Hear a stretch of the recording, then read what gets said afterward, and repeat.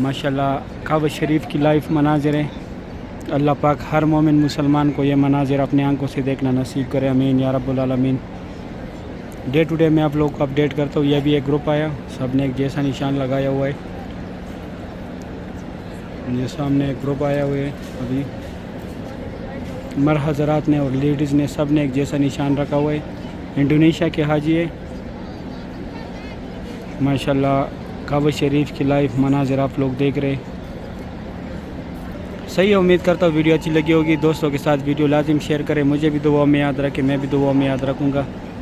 सही है, अगर वीडियो अच्छी लगी है वीडियो को लाइक करें, चैनल को सब्सक्राइब करें, दोस्तों के साथ लाजमी शेयर करना है। आप लोग मुझे दुआ में याद रखें, मैं आप लोगों को दुआ में याद रखता हूँ। अभी दे इजाज़त, अपना ख्याल रखें, अल्लाह हाफिज़।